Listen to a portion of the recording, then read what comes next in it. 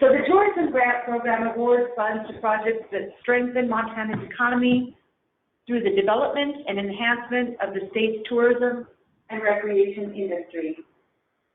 So what does that mean? It means that funds are typically for projects that develop tourism, such as getting the word out about what you've got. An example of this is discoverjefferson.com. It was a county website that just provided generic general information about the county. They came in for a fiscal year 18 tourism grant and were awarded. They revamped their website. It is now discoverjefferson.com, and it's really interactive and engaging. It has maps of recreational opportunities, links of things that are other things that are able to do in the area, places to eat, places to stay. There's even an online platform for renting the county facilities. So that's an example of a project that got the word out about what is in Jefferson County, what is there to do, what is there to see, where are places to be. Other funds have been awarded to projects that enhance tourism, such as ice rinks that extend the season of operation, like the Peaberg Ice Rink. Projects that develop recreation. We have the Blackfoot Pathways in Lincoln, Montana. They have a natural recreation area with artistic sculptures, and they came in and received a tourism award in fiscal year 19 to add flora and fauna path signage plus picnic tables. So they're really, you know, they've got a recreational area and they're just developing it a little bit more. And then others funds have been awarded to projects that enhance recreation, such as better and stronger ADA compliant bleachers at the Superior Rodeo Arena.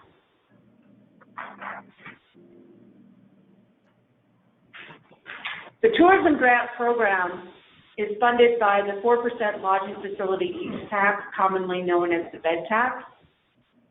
It is collected from guests of hotels, motels, B&B, guest ranches, resorts, campgrounds, VRBOs, and Airbnb. Star 2 to mute your line, please.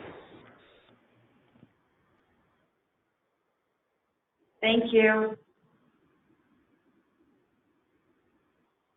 As you can see in this pie chart up above, the 4% lodging facility tax that is collected is distributed to a variety of programs, such as tribal tourism, State Historical Society, the Institute for Tourism and Recreation Research, Fish, Wildlife, and Parks, 6 regional tourism offices, and 19 CVBs.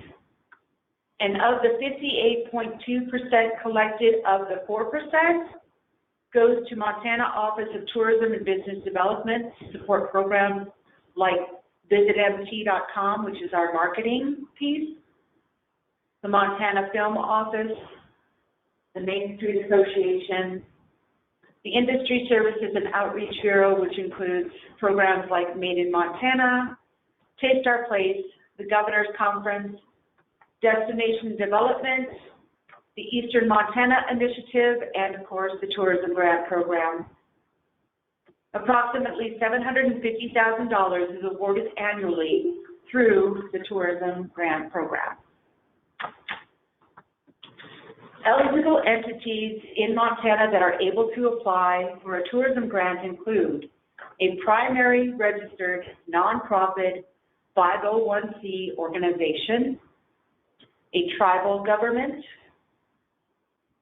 a city government, or a county government. Eligible entities must be in good standing with the IRS, and the entity or organization information must match the filed tax ID, or for a 501c, the most recently filed Form 990N. Eligible entities cannot use funds as a pass-through for ineligible entities, which include for-profit businesses, individuals, subsidiaries of a nonprofit, and other state or federal agencies.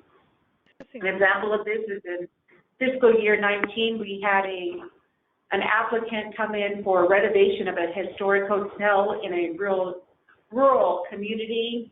It seemed like a great project. They wanted to use a component of the downtown section to be a visitor center. But then the rest of the space in the main floor was going to be for retail space or commercial space. The second floor was going to be loft apartments, and the third floor was going to be VRBOs. So even though it was an eligible entity, a nonprofit, and kind of a visitor center piece built into that, the renovation itself would also benefit businesses and individuals. So that was not an eligible project to receive tourism grant funds. Eligible entities are limited to one application for one proposed project per funding cycle.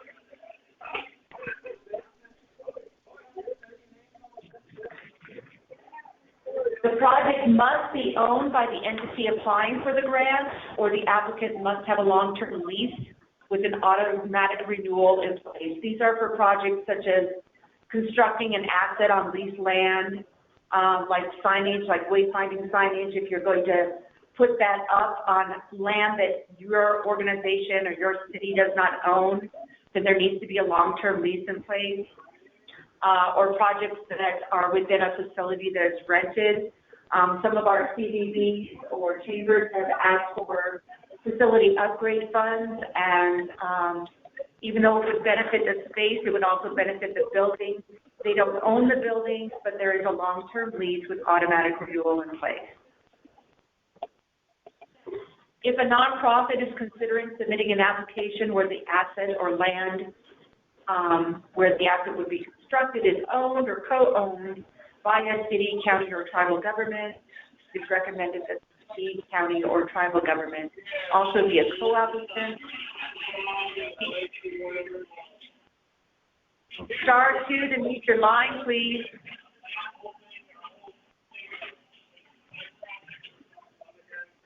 Did you see who's doing the interference or anything? So an example of that is we had in fiscal year 19, Whitefish Legacy Partners came in for a tourism grant, and they were awarded. They maintain the trails up in around the Whitefish area. You know, they do the improvements and the signage and the upkeep. But the city of Whitefish essentially owns the land that the majority of the trails are constructed on. So we requested that they come in with as a partner with the city of Whitefish for that particular project and for those particular funds.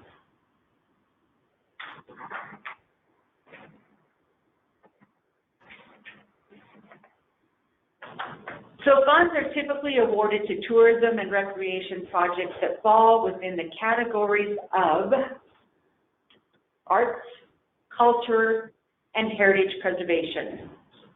These are projects that preserve, protect, or restore Montana's arts, culture, and heritage treasures. An example of this is the Visitor Center in Gardner, Montana. They are located in a building that was once owned by a major mercantile businessman who, of course, put his logo on the side of the building. His business really helped to shape the look and the feel of Gardner in the early days when it was kind of growing. And so the Visitor Center wanted to restore that sign. And if there's a really particular restoration piece to that, because it is restored, but it's not a new sign. It's called ghost sign restoration. So the sign will be there for a long, long time to come.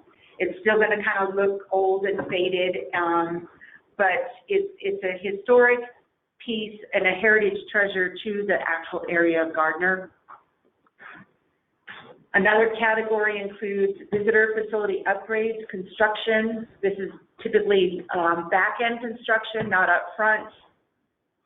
These are projects that will enhance the non-resident visitor experience and potentially increased expenditures. Fiscal year 19, an award was given to the Big Sky ice skating rink for kind of like improvements and upgrades to the refrigeration system, which extended the season of the ice rink. Also some shading to protect the ice from the sun. And everybody knows that, you know, Big Sky is a popular ski resort, but this particular project kind of encouraged people, those winter enthusiasts that are coming for skiing, to also come down from the mountains and experience the opportunities in the ice skating rink and potentially, you know, spend a little bit more money in town. Another category is our niche product development. These are projects of interest to non-resident visitors as identified in the Montana Destination Brand Research Study. Now, if you haven't taken an opportunity to look at this study, we are going to do that briefly now. This was conducted in 2016. It is a 92-page study that kind of goes over what does Montana have,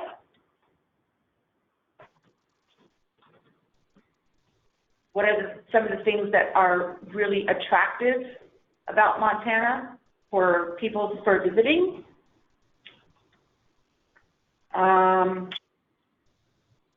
Who is most likely to visit Montana?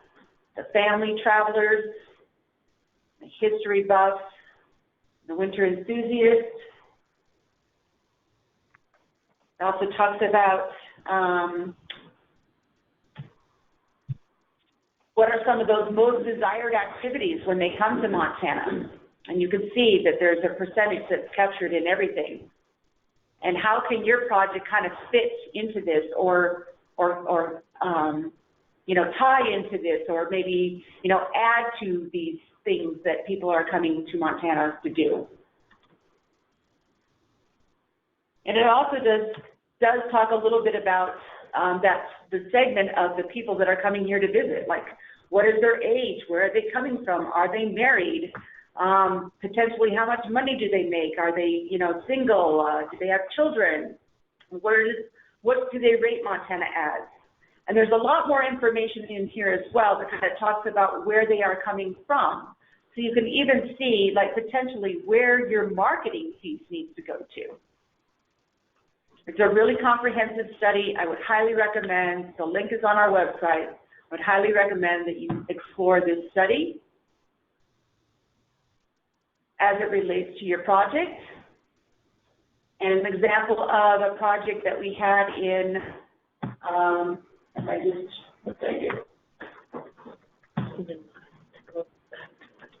example of a project that we had in fiscal year 17 was the Montana Jew Branches Association received a grant for creating a website that was really specific to catering to those family travelers and those winter enthusiasts and even the history buffs. The website is specific to those people experiencing and booking an authentic Dude Ranch vacation.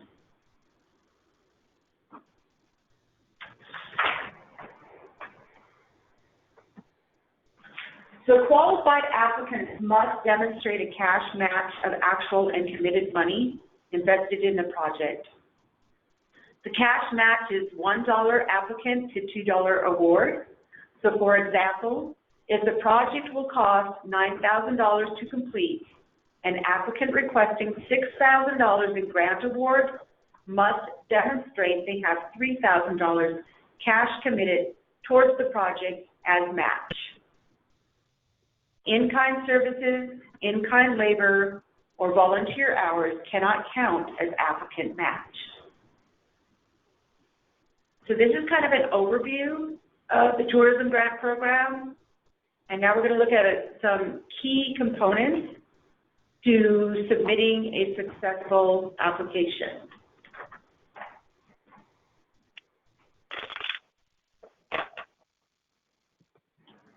So one of them is going to be your project budget.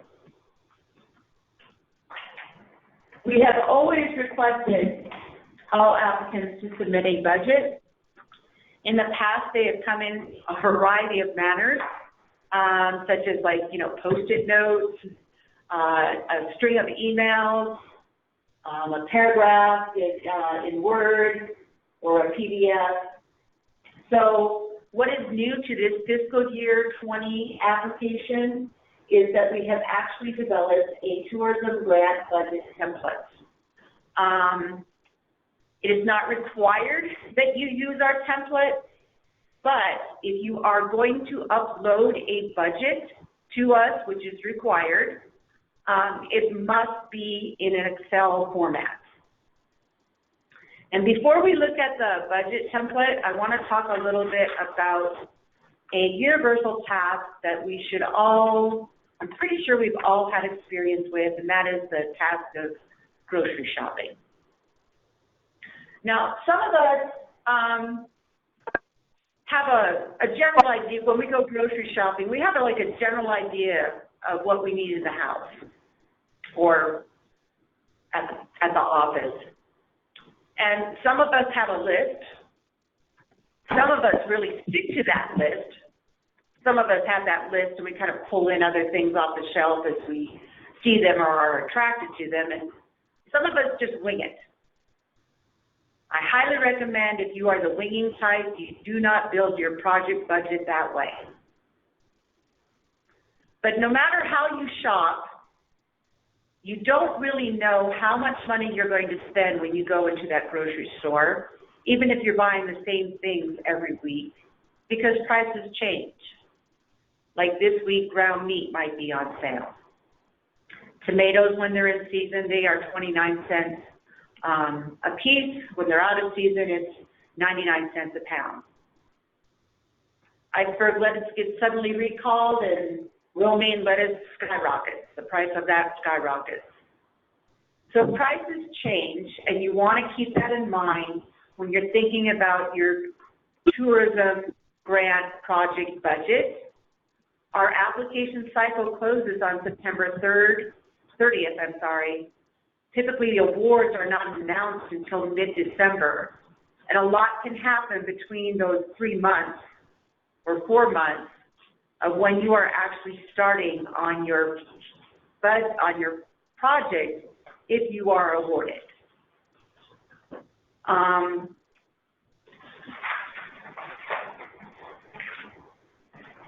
So if we have a moment, let's just look at the budget template.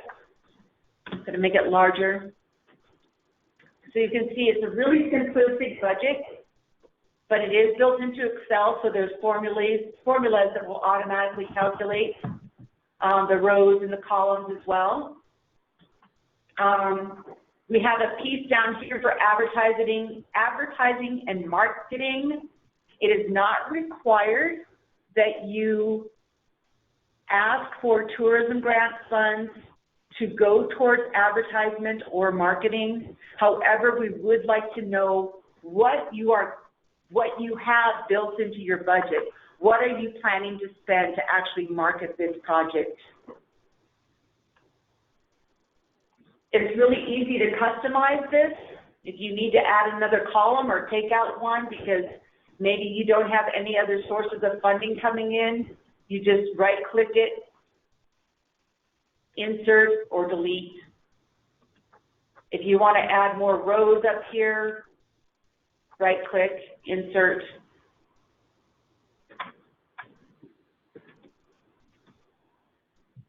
The project budget has also some guidelines in some of the areas where you click on it. It says, please refer to the tourism grant program qualifiers for examples of eligible and ineligible costs for tourism grant funds.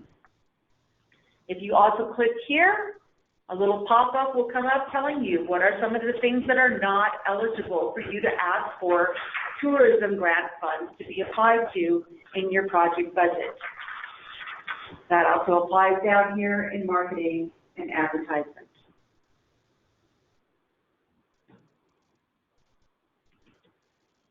So we all know that when you're thinking about a project, when you're thinking about your project budget, there are various components that are built into what actually makes your project successful. There might be some design, there might be some construction, there might be some installation, but it's a lot more specific than that. And so the level of detail that you provide us helps the review team make a determination not only about appropriateness of cost, but also to make sure that the match is met. And if needed, if we feel that the project is worthwhile, but we just don't have enough money, to kind of go back and see what parts of your budget, what parts of your project can we support with tourism grant funds. So when you're kind of wondering what level of detail do we want, think back to your grocery receipt. If you buy cucumbers and lettuce and tomato, when you check out, it doesn't just say vegetables and then gives you a total cost. It says tomatoes, 5 at 29 cents each, total cost. 3 pounds of lettuce at 99 cents a pound, total cost. So think back to those key things that you get from a grocery store. That's the level of detail that we are asking for applicants to submit in their budget that they are providing to us. Now remember, you don't have to use our templates, but if you use your own budget sheet, it must be saved in an Excel, and it should reflect what funds are paying for what item in your budget. So let's talk about a few of the ways that you can break down the match. All of us might have a project that has some design component to it.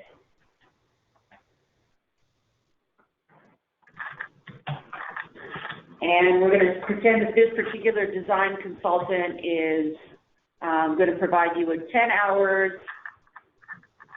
of design work.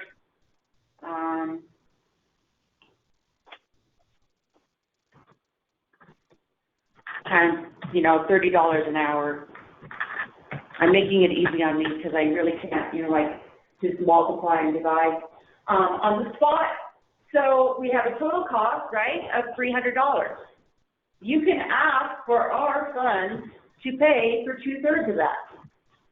That is an eligible expense. Let's pretend that we also have a project that involves removing an old ark, because you're going to replace it later on. And within that, we have labor. But your labor is going to be donated by a bunch of volunteers doing that. And then we have,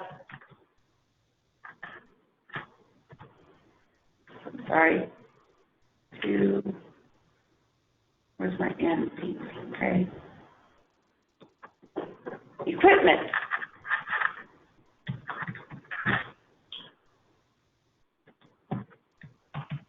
This is going to cost about $2,000. Has our match been met? No, it has not, because in-kind does not count as match. But let's pretend that you also have something else that you can use down in here. You have something with maybe removing old arc. I'm trying to think. Labor, equipment, old arc,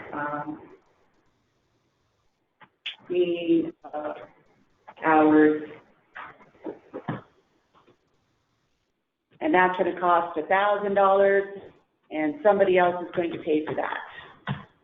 So even though it's all kind of the same process of removing the old arc, our match has been met. So it can either be by line item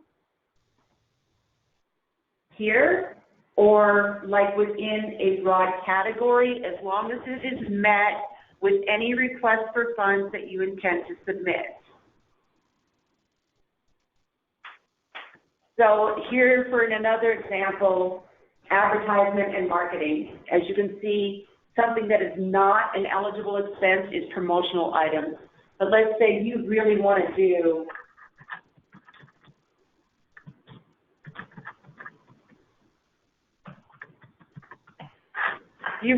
give away something that, you know, like commemorates this particular project, or it's a little memento, you're going to give it out for free to everybody who attends, or everybody, the first 100 visitors, get a free little gift bag or a cup or a magnet.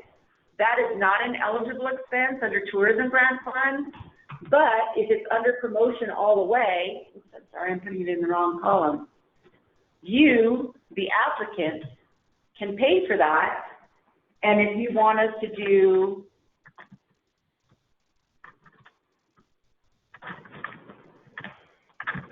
a part of the marketing piece, let's say you're going to do some Facebook ads and you want to boost those advertisements about your project. Facebook, I believe, charges the cost. You can request tourism grant funds to pay for that. And here, again, our match is met. Even though this is not something that we would consider eligible for our funds, it is you in advertisement and marketing meeting our match.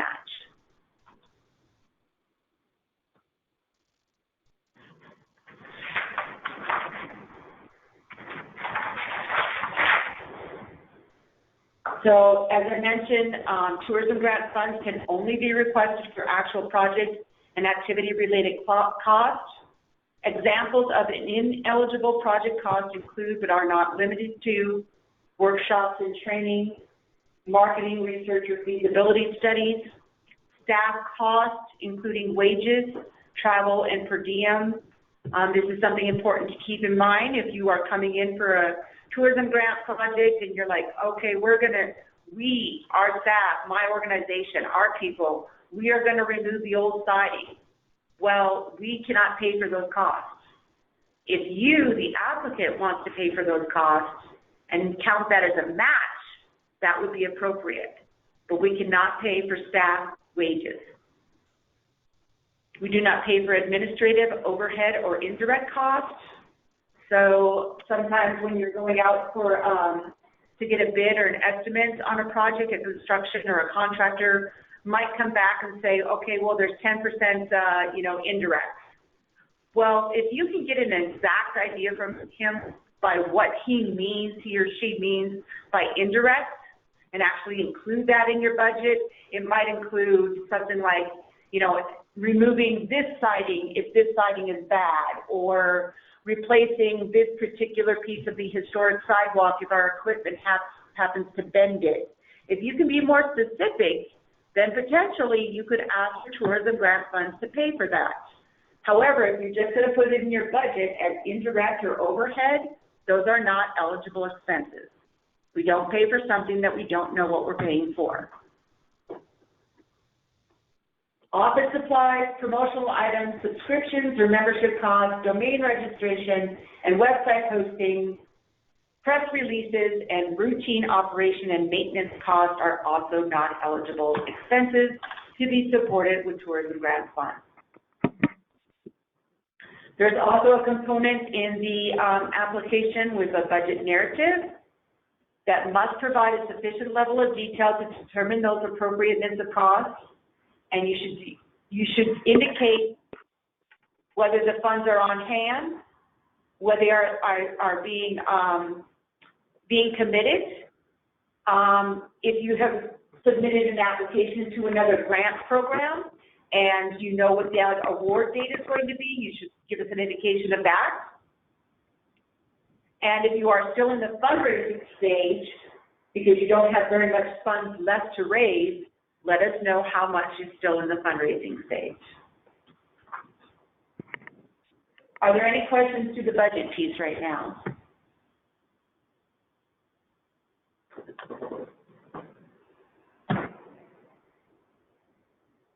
Okay, we're going to move on.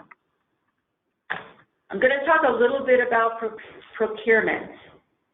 The State Financial Services Division is the subject matter experts regarding procurement when it comes to accountability and effective management of public funds. Tourism grant funds are public funds. So it is each grantee's, if you are awarded, responsibility to follow the state procurement laws when you are going out to secure goods or services to complete a project. The general guidelines are up to $5,000 in services can be solicited in any manner appropriate, but it is recommended to have a formal quote. So if you are doing let's see, a community kiosk, and you go to Bob the builder and say, Bob, how much will this cost? And he says $5,000. That is a sole source solicitation, and that is absolutely appropriate. However, we do recommend you get a formal quote, because what Bob the builder has in mind of what a community kiosk looks like might be very different than what you have in mind as the applicant.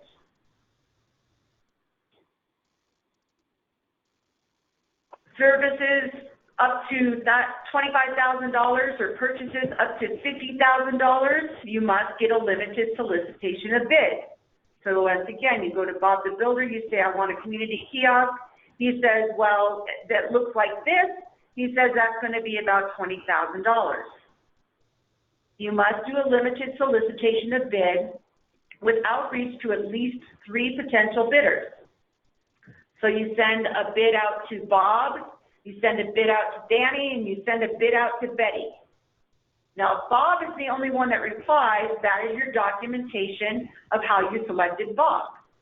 However, if all 3 of them reply, then you have to have an evaluation process and document why you selected one particular person, construction company, designer over the other. Once again, State Financial Services Division can help you with that. They have templates for the LSBs. They can help you with the evaluation process. They are the subject matter experts.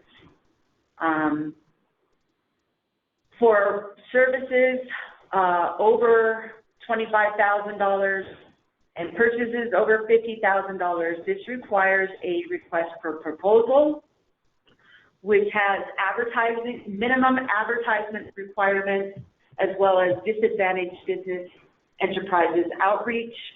Typically, if you have a project of this monumental or monetary size, you are working with a professional firm, such as an engineering or an architectural firm, and they are familiar or should be familiar with the RFP process.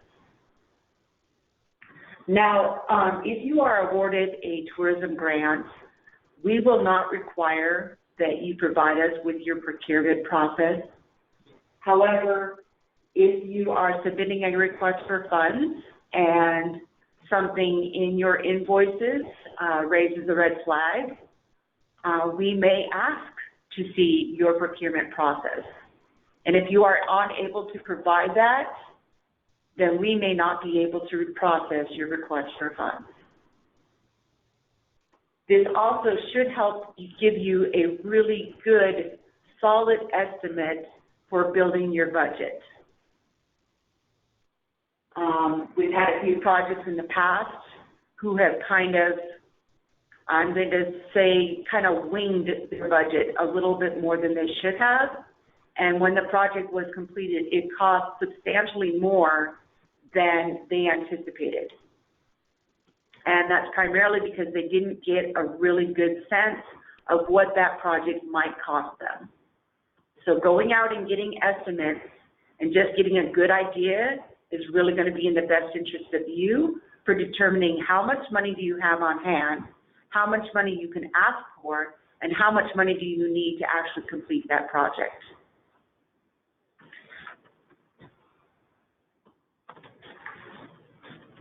We believe destination event marketing and destination development can be sustainable and accomplished by working with community and tourism partners. Every fiscal year, our application has required that letters of support are uploaded to your application.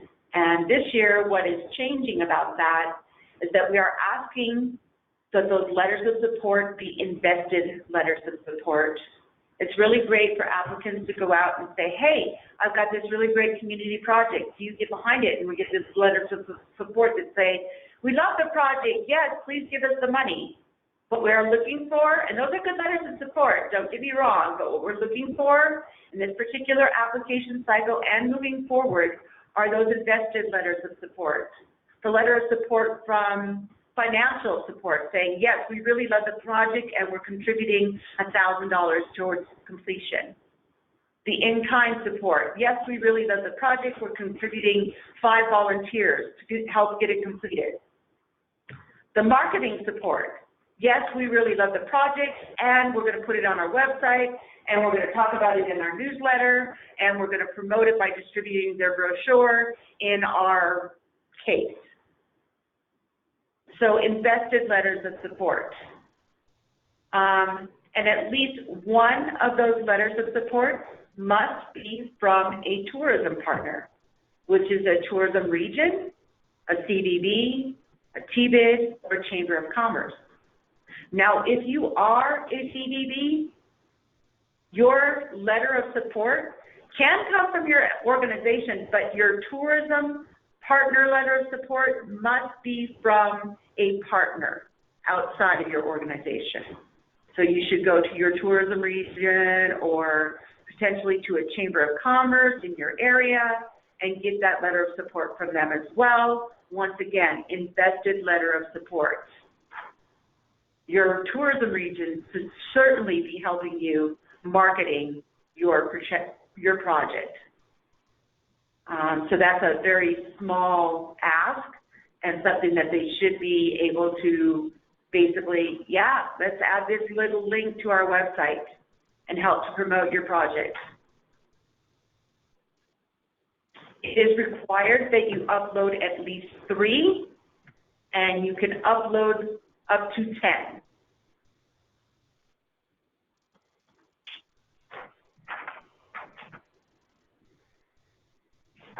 So the ultimate goal of any potential project should be to increase non-resident visitation, possibly increasing non-resident expenditures, and maybe even promoting overnight stays, which is the heads into beds, brings back to the bed tax, brings back to the program.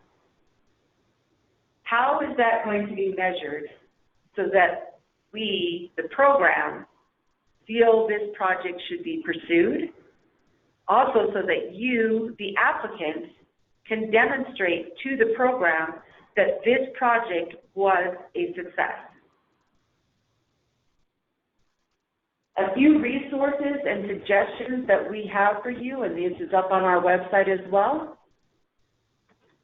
is the Institute for Tourism and Recreation Research.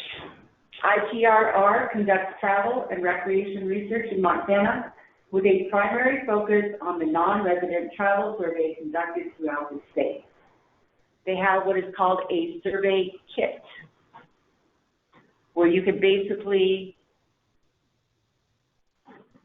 it helps Montana communities gather information about their visitors and attendees for specific Montana events. Now, these are more, event related, but they are also able to sometimes customize these kits for your particular project, particularly if it's like a grand opening or something that maybe hasn't been there before. You can see that there's a cost involved in that for how you want that package to be paid. ITRR is another state agency, so our funds cannot be requested to pay for a survey kit.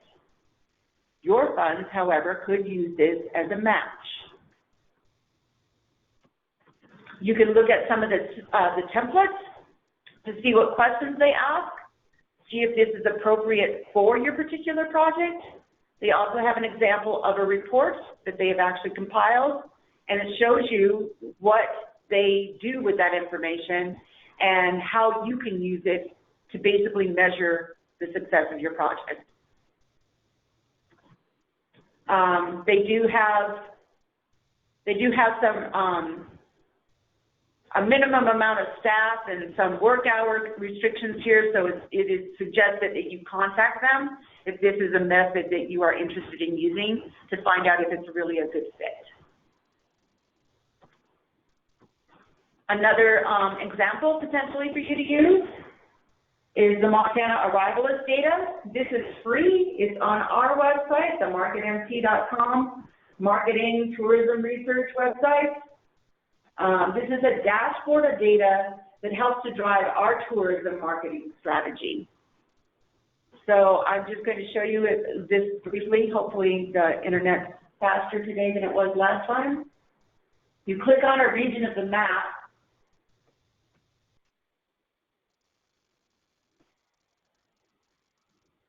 Apparently it's not faster today.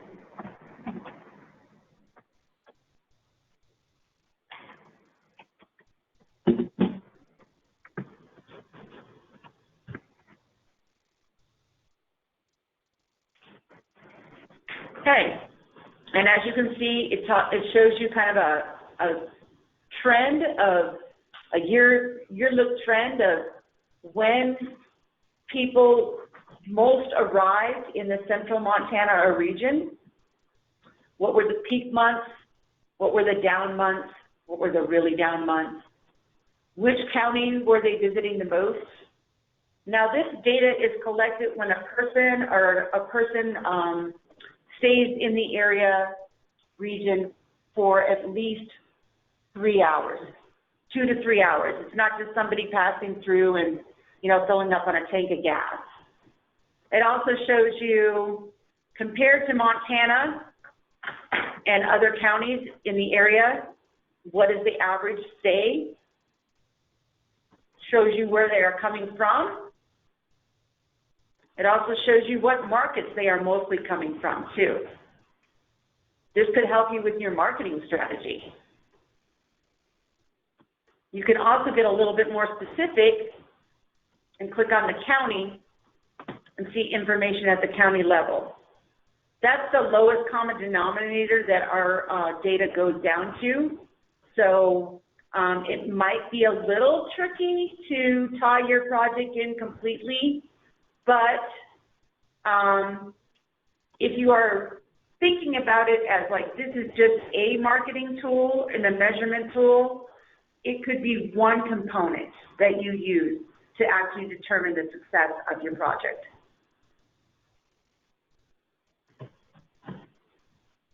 And this is, like I said, is on our website. It's absolutely free. And I've missed my thing. Here you go. Another component that might be useful for you or your project when you're considering how do I want to look at this from the past to moving forward is also lodging facility use tax, which is kind of a quarterly view of lodging tax revenues that have been collected per region and then even down to the county level. So since we picked on Central Montana last time, I'm going to open up the spreadsheet, and you can see here how it has an overview of the bed tax that has been collected per quarter, whether it is up or down from the previous quarter, and also overall for the year. So since this is you're looking at fiscal year 20, you know, this is where your numbers would come in, and this is where you could actually see, if I did my project here in this year, how does that compare to this year? Because we will have those numbers by then.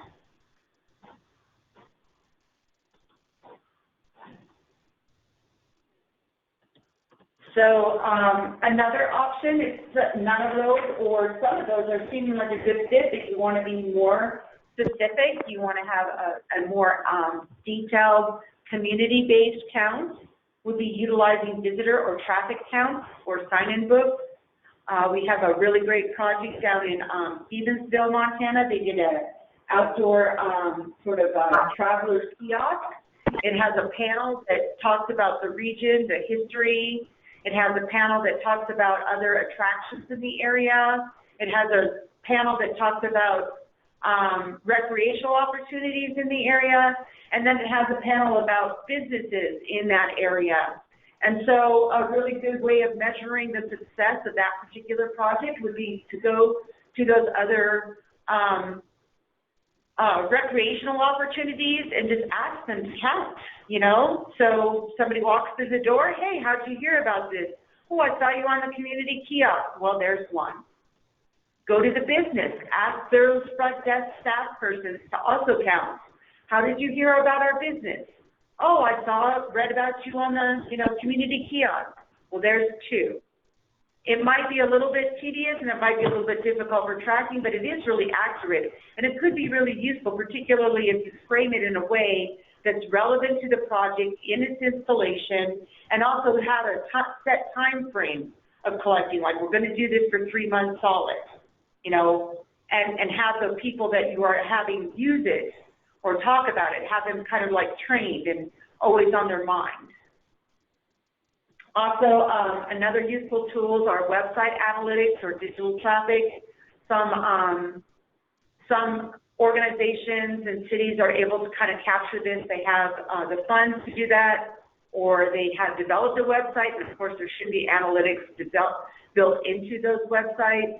The digital traffic that they get going from other sites to their site and off of their site to actual booking sites, things like that, that can be measured. Also surveys, if you are not able to use the survey, ITRR survey, another example is utilizing an online survey or creating a paper survey yourself. Also here at the Tourism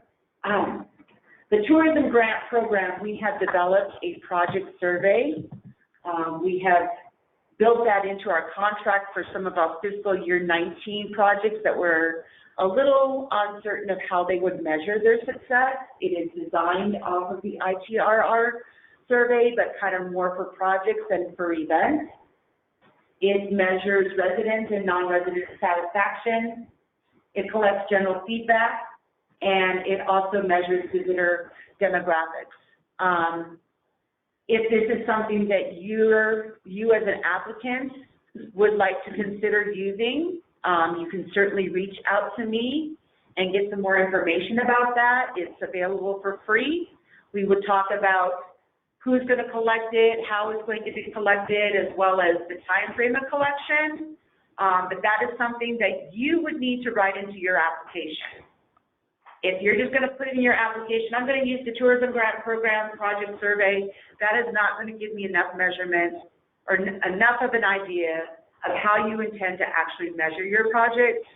And so it's really upon you to do your homework and give us a sense of what those metrics are going to look like and what those measurements are going to look like. And this is going to tie into your final project report if you are successful in being funded. And we also are going to be using this down the road, the Tourism Grant Program, and intend to use this down the road for our projects and actually demonstrating the success of our program and the success of our projects.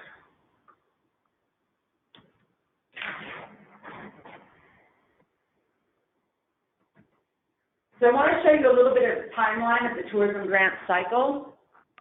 So our application window opened on July 1st. Right now there is a button on our website that says apply now. It's through a platform called submittable.com. Submittable.com is completely free. You just have to sign up with a username and a password. The Tourism Grant Program window closes on September 30th at 5 o'clock Mountain Standard Time. Any information submitted after that time may not be considered in the review process unless I request it.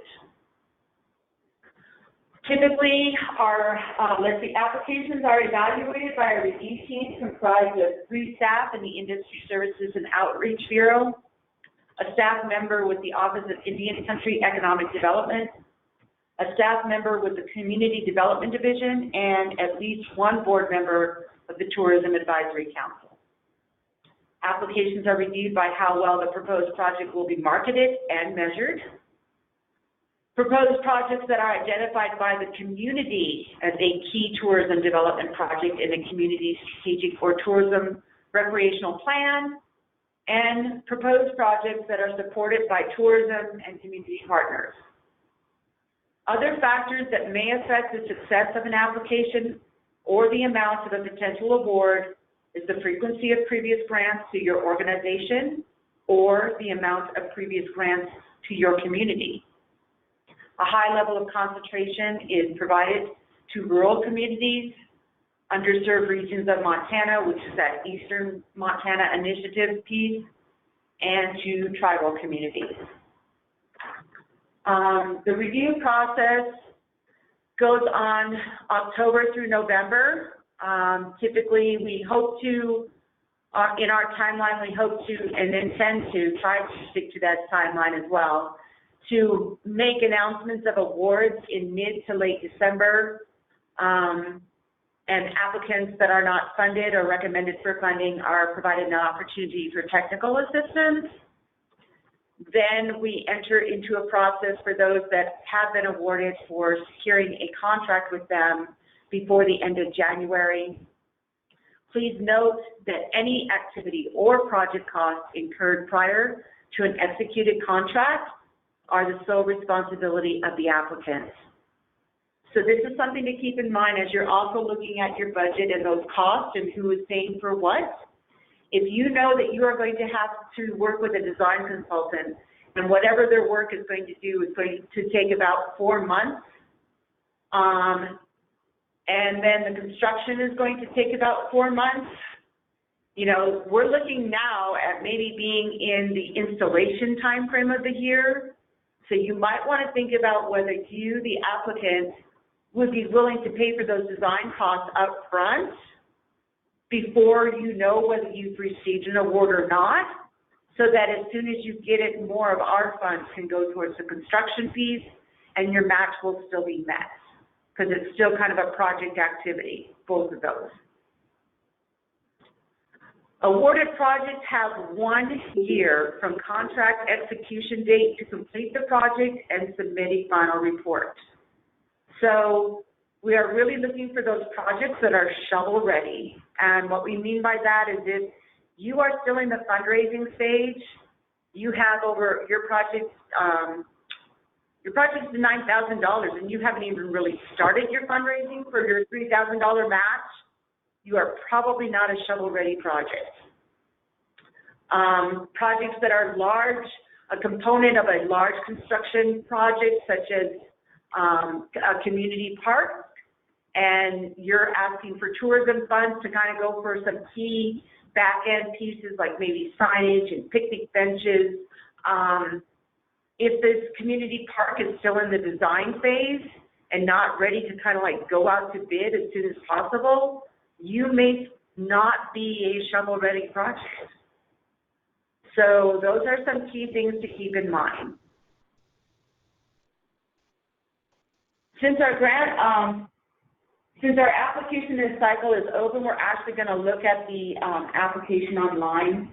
You do have a PDF of this to download, so we can kind of look. You can kind of look at it together. But I'm going to show you really how easy it is. This is our website. This is the Apply Now button. And this is a little bit of an overview about the tourism grant program. So in case you skipped through the website and didn't pay attention on the webinar, here's an overview of what we just spoke to. And then we get into the application itself. The project title, think of that as like your hashtag for your project. Keep it brief, let us know exactly what it is. This little asterisk here means it's required. So unless you put something in this area, it will not be accepted or you will not be allowed to submit it. Who is applying for the application? If you're not too sure if you're eligible or not, the instructions are right here on the side. This is something that's important, the signatory first name, signatory last name, and the signatory title. This is the person, the authorized legal signatory for the entity. So typically that is going to be your chief elected official, or the executive director of an organization. So if you are a volunteer submitting an application for a nonprofit, you are not authorized to legally sign contracts. So your information does not go here. There's a place at the end of the application to provide additional information, contact information, but the one that we are looking for at the beginning of the application is that legal signatory information. The mailing address should be for the entity or the organization, not the person. Remember, eligible entities, this all goes back to that. If what I think this is for an individual, then we may not consider you an eligible entity and may reject the application. The telephone number is a valid telephone number for the entity or the organization.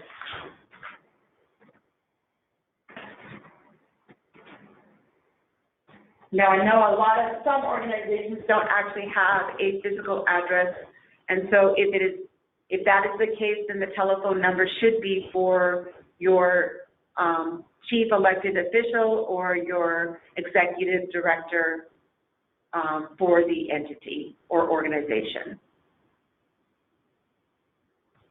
The email is also, again, the signatory or a general email of the organization or entity. I know some organizations have, just not created an account that says, it's basically the executive director is using their own personal Gmail account, Again, this kind of goes back to that appearance of grant funds can only go towards those eligible entities. It's not that difficult to create an email that is specific to your organization, such as, executive director at, gmail.com or executive director of org at gmail.com. Even though it's gmail.com at the end, it's got that kind of like more of an official title at the beginning rather than just, like Pony Girl 123. Does that make sense? Here we have a request for your website or a Facebook page. This is not required. If you have one, though, we would appreciate seeing that. It gives us a good sense of the history of your organization or maybe of your government. If you are requesting funds to redesign or upgrade a website, we will definitely want to see what your old one looks like, or current one, I should say. Grant funds being requested, total cost of the project. This is where we kind of definitely check to make sure initially that match is being met. Here are your project categories.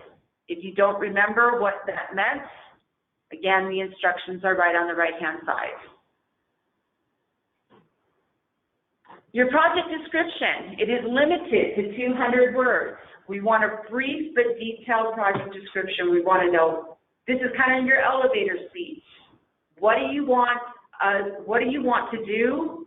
And also, how will it increase tourism or non-resident visitor expenditures in your particular area, your community, your county, wherever it is located?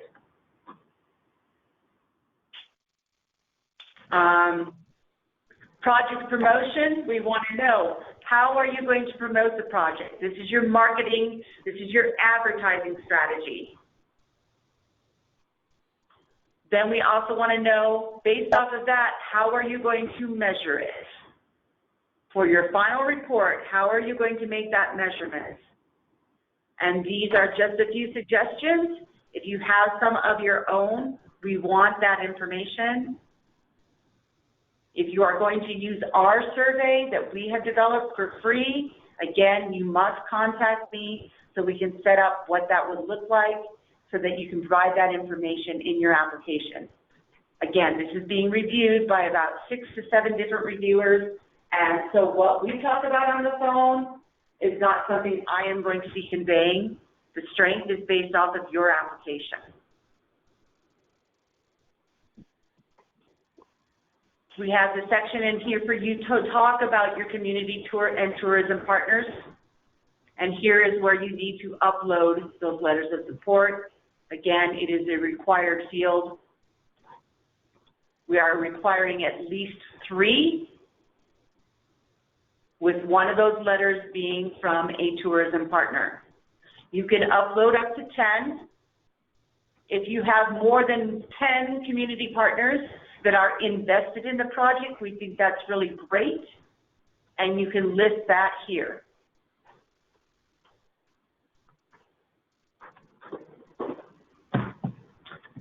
Planning and reports. This is something that used to be required. We are now making it optional, but if it fits your project, please let us know about this.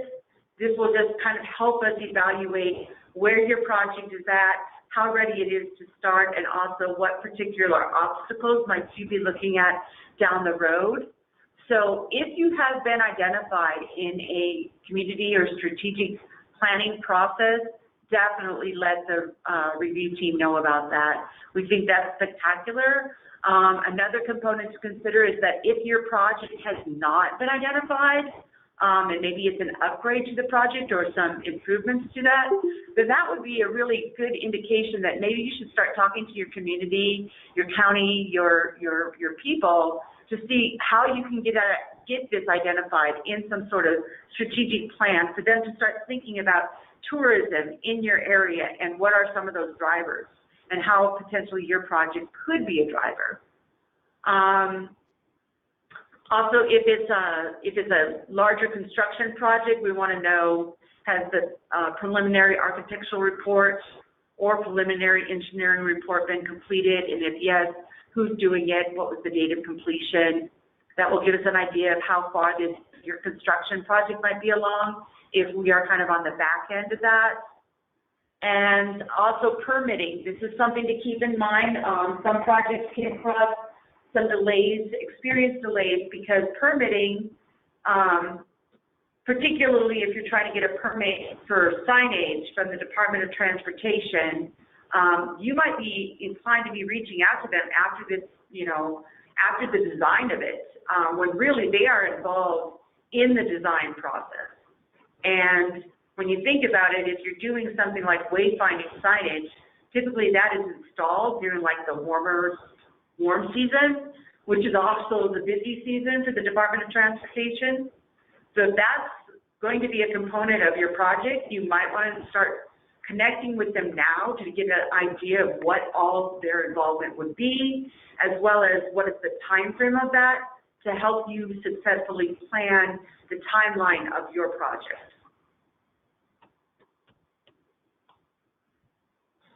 We want to know about the timeline for completion. It's pretty brief. We want to know, when are you going to start? What month, what year do you anticipate? And what time do you anticipate that you're going to be finished with the project? You have a year, but if it's going to be shorter than that, that's good to know. It kind of gives us a sense of maybe looking at potential press releases or outreach or other connections with your community. Long-term management, no matter what your project is, if it's a website, if it's a physical project, there's going to be some long-term management components built in. Remember, our funds don't support those costs, but we want to know who is going to actually provide that long-term O&M and how long are they committed for it and at what cost. And then we come to the budget piece. Once again, as you can see, the only file types that we will accept are Excel spreadsheets. You can use our budget template. The link, again, is right over here in case you didn't jot it down or are unsure. It is not required for you to use our template, but it is required that the file type be an Excel Here's your budget narrative piece. We also want to know, as I spoke to when we were talking about the budget, how maybe there might be a limited availability of funds. If we had to go back into your budget and kind of look at what costs we can support and what costs maybe we can't support, if that were to happen and we were only to award you a portion of the grant funds that you requested, what would be accomplished on the project with just partial funding?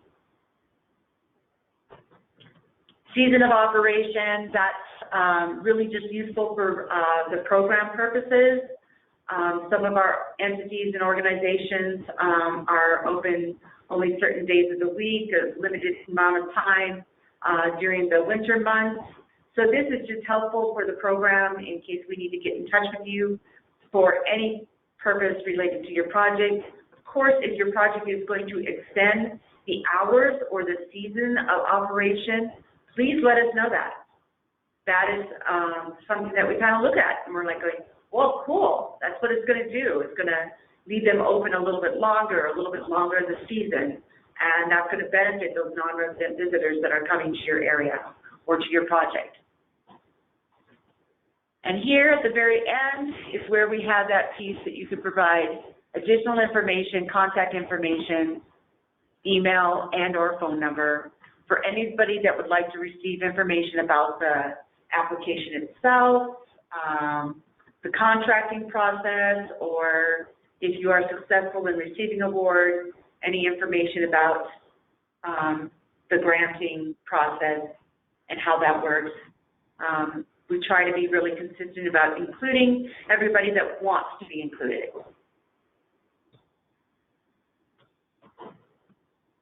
And so that's the application. It's not very challenging, and it will let you know when you don't do what you are required to do. We'll tell you that you haven't filled out a form right or an area right that's required. And it has guidance all along the way. So if you have any questions or concerns too while you're getting into this, you are allowed to save the draft and get back to it. And if you have questions, you are certainly more than welcome to call me. My contact information is right here on our website. It's also on those PowerPoint slides that you can download and print out. It has a link here for our website as well. Email tourismgrants@mc.gov. My phone number 841-2796.